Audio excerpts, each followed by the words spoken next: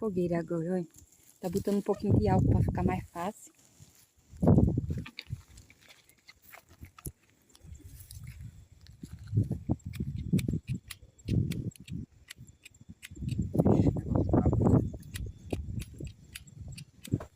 Eita, menina! Eita! Ei, a madeira tá bem sequinha. Aí vai pegar logo.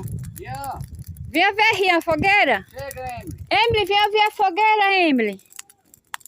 Eita, ei, vai pegar. A madeira tá bem sequinha. Eita, que a fogueira bonita. Isso aqui é a nossa festa da colheita. Vai pra ali, ó.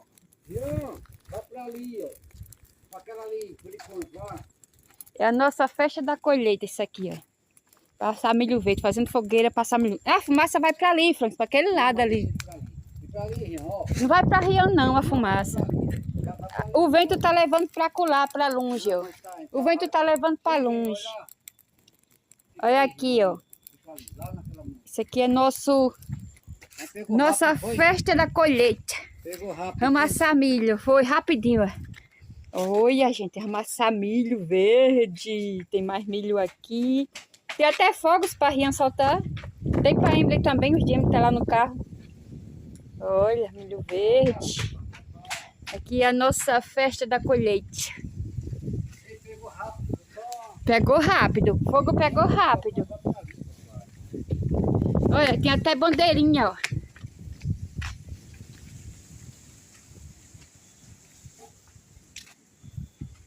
Tem até bandeirinha aqui na nossa festa da colheita.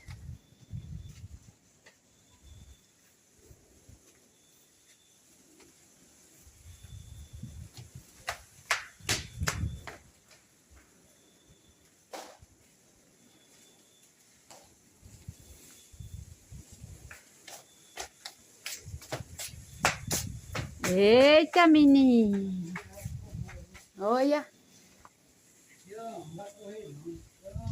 Olha a nossa festa da colheita! Olha! Oi, bom dia.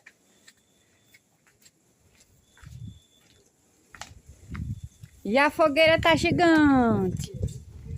E a fogueira tá gigante!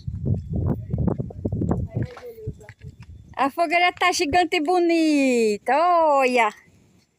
Olha aqui quem foi que fez! Quem fez a fogueirona boa, olha! Olha. Vamos assar milho verde. Quando tiver brasa. Assim que tiver brasa, a gente vai assar milho verde.